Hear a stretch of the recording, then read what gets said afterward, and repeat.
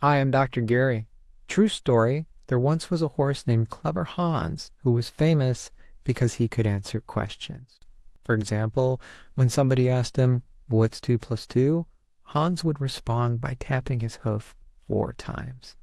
People were amazed. They thought the horse was so intelligent it could actually do math. But later, psychologists discovered it was something else. You see, Hans wasn't really solving math problems. Rather, he was reading people. He picked up on the tiny unconscious cues, like a head tilt or a look on the person's face, that signaled to him when he had reached the right answer and could stop tapping his hoof. And here's the key part. When the person asking the question didn't actually know the answer themselves, well, Hans couldn't answer it either, because he was responding to their signals, not to the question itself.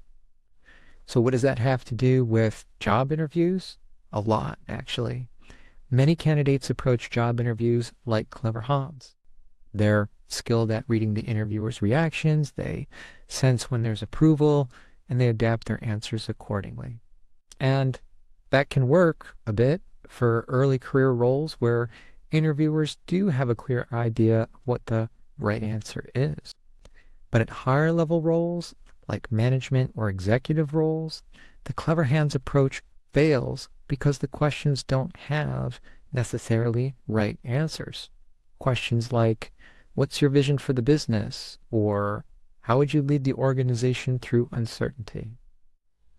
So the interviewer might not know the right answer. Instead, the interviewer is looking to see if you can define it, if you can persuade, inspire, and gain buy-in, because that's an essential part of effective leadership.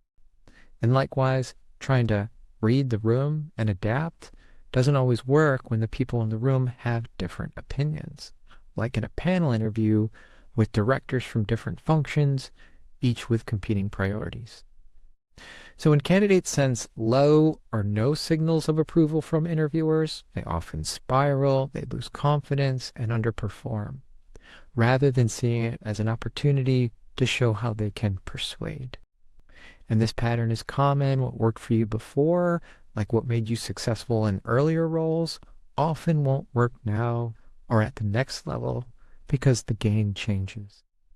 Again, I'm Dr. Gary, and I hope you enjoyed this brief example of how I combine my experience in psychology and corporate consulting to help you get hired.